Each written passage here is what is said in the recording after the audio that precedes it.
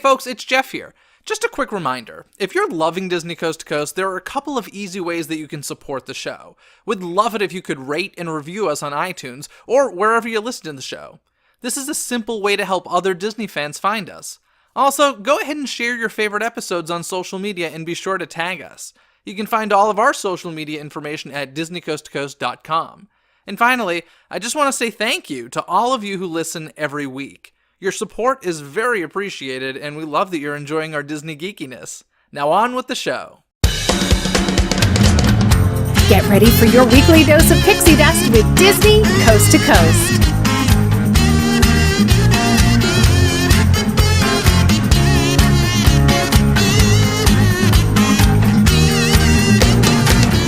Hey folks, and welcome to Disney Coast to Coast, the ultimate unofficial Disney fan podcast. I'm Jeff DePaoli, and in today's House of Mouse headlines, we got our first look at a brand new Beauty and the Beast ride, plus some celebrity casting in iconic Disney roles. That and so much more, so let's get to it. Hear the latest news from the Walt Disney Company in today's House of Mouse headlines. Over at Tokyo Disneyland, they're getting ready for a major Fantasyland expansion opening in the spring of 2020. But for now, we got a first look at a Beauty and the Beast dark ride called Enchanted Tale of Beauty and the Beast.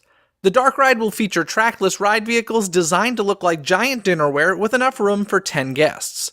These ride vehicles will glide and dance you through the story of Belle and Beast. They even have a scene where you're dancing in your ride vehicle in an iconic ballroom dance sequence from the film, along with Belle and the Prince. A video was released showing the audio animatronic figures, and I'm happy to say that these figures are more like the characters from the Little Mermaid dark rides other than the Frozen Ever After characters. Now don't get me wrong, I love the rear projected faces for certain characters like the Seven Dwarfs or Frozen Trolls, but when it comes to the human characters, I'm a much bigger fan of the traditional style. On Frozen Ever After, when they project Anna and Elsa's faces, the area under the chin and through the neck are dark and opaque, causing it to look like they have 5 o'clock shadow. It's not the best look on the girls. But the Belle animatronics are absolutely stunning, especially one shown in the video where it looks like Belle is walking while holding a lantern. They were careful not to show the front of the Beast animatronic in this video, which leads me to believe that it's gonna be a wonderful surprise whenever we get our first look at that. With the technology used today to make these characters so lifelike and move so fluidly, I think the Beast will be spectacular. One other very cool thing about the work being done on these audio animatronic figures is that the Imagineers are working closely with Walt Disney Animation, even including some folks who worked on the original animated film.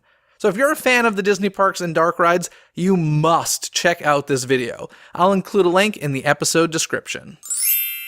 Now let's head back to the States to Walt Disney World, where the Walt Disney World Railroad has been temporarily closed at Magic Kingdom Park to make way for the Tron coaster in Tomorrowland.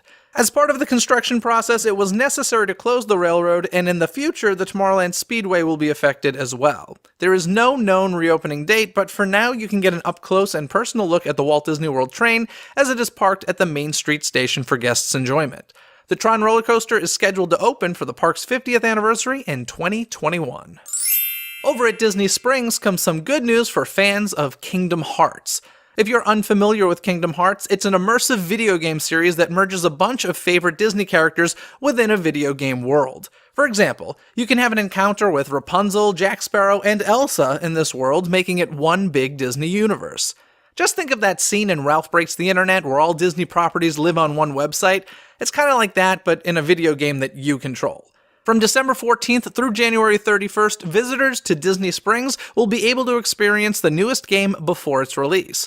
In addition to playing Kingdom Hearts 3, visitors will be able to encounter parts of the game brought to life at this pop-up.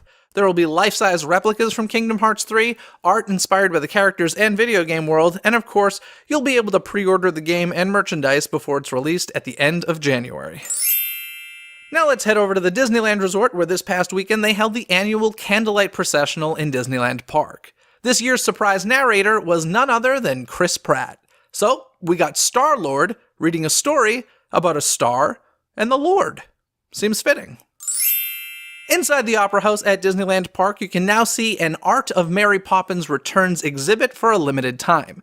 This exhibit features props from the film as well as costumes and artwork. Some items include the famous kite, her parrot head umbrella, and her carpet bag. Of course, Mary Poppins Returns hits the big screen on December 19th. I was lucky enough to see Mary Poppins Returns, and I loved the whole thing, but I must say that one of my favorite things about the movie is the music. Now, of course, it's practically impossible to top the hummable songs written by the Sherman Brothers for the original film, but the background score, I believe it's been topped in this sequel. I mention this because you can now purchase the music from Mary Poppins Returns, and I highly suggest it. Throughout the film, the music is what often sent chills throughout my body. The music is now available on iTunes and other streaming music platforms, as well as old school CD if you so choose. The music truly is practically perfect in every way. And now for some casting news. It looks like Emma Stone will be playing Cruella de Vil in a 101 Dalmatians spinoff. The Hollywood Reporter had this to say. Craig Gillespie, who last directed I, Tonya, is in early talks to helm Cruella, a live-action take on the 101 Dalmatians villainess. Alex Timbers was on board to direct the project, which has Emma Stone set to play the dog-hating fashionista, but the Mozart of the Jungle co-creator ran into scheduling issues.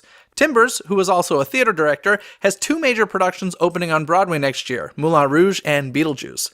Emma Stone will play infamous villain Cruella de Vil in what is being billed as an origin story set in the early 1980s with a punk vibe.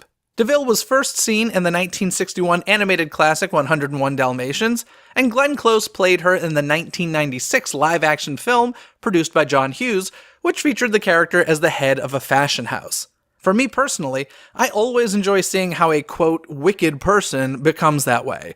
But it's going to be hard not to compare Emma Stone's performance with Glenn Close's, which I absolutely love. We got some more casting news this week when Variety reported that Tom Hanks is in early talks to be playing a live-action Geppetto in a Pinocchio movie. Of course, Tom Hanks is no stranger to working with Disney in animated films like Toy Story and even playing Walt Disney himself in the live-action Saving Mr. Banks.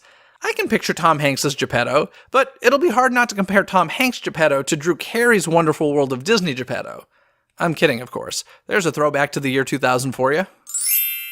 And now for some news that got Marvel fans very excited. The trailer for Avengers Endgame has been released. Now, for the most part, I'm not a Marvel fan, so the trailer didn't excite me the way it did so many, but I've got to say, having actually seen the last Avengers film, the part of this trailer that I actually liked the most and made me laugh out loud was seeing the Marvel Studios logo dissipate into ash like the fate of so many beloved characters in Avengers Infinity War.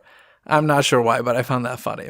Along with clips from the film, we got the news that the film will be released on April 26th, 2019, which is earlier than expected. Now let's head over to Disney Channel, where we got a release date for the Kim Possible live-action movie. The movie will be released on February 15th, 2019, and although the opinions for this from many Kim Possible fans before seeing it isn't very positive, I'm actually really curious to check it out. Admittedly, if I grew up loving the animated series Kim Possible, I might be a bit cautious as well, but I honestly know nothing about the original series. The reason I want to see it is because I find the actor Sean Giambrone from The Goldbergs, who will be playing Ron Stoppable, delightfully awkward. That kid has some unique spunk in his personality, and I have no idea whether or not that's a good thing for the character of Ron, but I know there will probably be a lot of laugh-out-loud moments. I truly hope that fans of Kim Possible end up liking the movie. I know it's a bummer if something you grew up with is reborn in an undesirable fashion. I'm looking at you, Honey, I Shrunk the Kids, the TV series. And now a special holiday treat for some old school Disney Channel fans. Not super old school, but kind of old school. If you grew up loving the holiday episodes of That's So Raven, The Proud Family, Lizzie McGuire, Even Stevens, and Phineas and Ferb, you're in luck, because those episodes are now streaming on the Disney Channel YouTube channel 24/7 for the month of December. I think I just heard longtime listener Whit freak out. Anyway, so make yourself some hot cocoa, get comfy, and get ready to binge. I'll provide the link in this episode description. Now, before we get going, I've got a holiday-themed Twitter poll for you. I asked you guys about the Snope, S-N-O-A-P, that's that fake snow soap that they use in the parks, and I asked you guys, how do you feel about the Snope used throughout the Disney parks? Your options were, it's still magical, it's overdone, it's old-fashioned, or it tastes good. Now, in last place, we have It's Old-Fashioned with 4% of the vote, followed by It Tastes Good by 7% of the vote. That's an interesting vote. And then It's Overdone is 18% of the vote, and the winner clearly is It's Still Magical, 71% of the vote, so keep bringing it on. I hope you all are getting in the holiday spirit. I certainly am, but if you need a little bit of help, the Disney Coast to Coast music playlist this month is Disney-themed holiday music, so make sure you sign up for that over at DisneyCoastToCoast.com to receive that in your inbox. While you're over there, be sure to check out the 2019 calendar, now available for order. Just head to DisneyCoastToCoast.com, click on Order Calendar, and you can check out the original photos and enjoy the calendar all year long if you order yourself one, or perhaps a gift for a friend or family. Also, all of our social media can be found over at DisneyCoastToCoast.com, and don't forget to leave those 5-star ratings and reviews on iTunes to help other Disney fans find the show more easily. Now, this episode of Disney Coast to Coast was produced by Philip Elke, who has supported the show through Patreon. If you'd like to become a DCTC producer or gain other rewards, more information can be found at patreon.com/DCTC. But for now, folks, have a magical day. Bye! Thanks for watching Disney Coast to Coast. Have a magical day. Disney Coast to Coast is produced and hosted by Jeff DePaoli. Learn more about the podcast and become a supporter at DisneyCoastToCoast.com.